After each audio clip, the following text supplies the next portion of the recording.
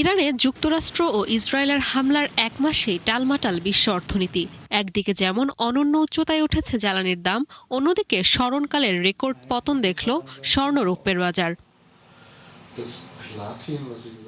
28 ফেব্রুয়ারি যুদ্ধ শুরুর পর থেকে বিশ্ববাজারে হু হু করে বাড়তে থাকে তেলের দাম। পরিসংখ্যানের হিসেবে যা 44%-এরও বেশি। $72 থাকা প্রতি ব্যারেল অপরিশোধিত তেলের দাম পৌঁছায় $118। বর্তমানে যা অবস্থান করছে $112। মূলত হরমুজ প্রণালী বন্ধ ও জ্বালানি স্থাপনায় হামলার কারণেই এই অস্থিরতা দেখা যায় তেল গ্যাসের বাজারে।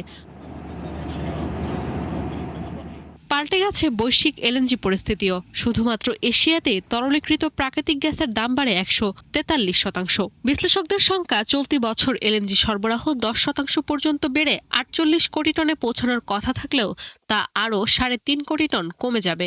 শুধু তাই নয়, হামলায় ক্ষতিগ্রস্ত জ্বালানি অবকাঠামো মেরামতেই গুনতে হবে $25 বিলিয়ন। বাদ যায়নি জেট ফুয়েলের দামও। গেল এক মাসে যার দাম বেড়েছে প্রায় 106%। এরই মধ্যে ভাড়া বাড়ানো কিংবা টিকিটের সাথে জ্বালানির সারচার্জ যুক্ত করার কথা জানিয়েছে বেশ কিছু বিমান সংস্থা। এমন অবস্থা চলমান থাকলে শুধু জেট ফুয়েল এই বছরে অতিরিক্ত খরচ হবে $11 বিলিয়ন। এদিকে যুদ্ধ শুরুর পর থেকে রেকর্ড পতন দেখে বৈশ্বিক স্বর্ণের বাজার। মাসের ব্যবধানে দাম কমে 15%-এর বেশি। গেল এক মাসে $5,500 প্রতি আউন্স নেমে আসে $4,500-এর ঘরে। একই অবস্থা রূপার দামেও। মাসের ব্যবধানে 22% কমে প্রতি আউন্স দাঁড়ায় $69। তবে তেল, গ্যাস, স্বর্ণরূপার আড়ালে শক্তিশালী হচ্ছে ডলার।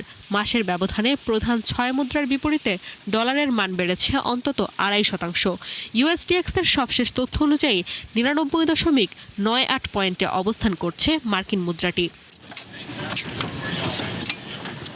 এদিকে হরমুজ প্রণালী বন্ধে ব্যাহত হচ্ছে বৈশ্বিক সারের সরবরাহ, যার প্রভাব পড়ছে খাদ্য নিরাপত্তায়।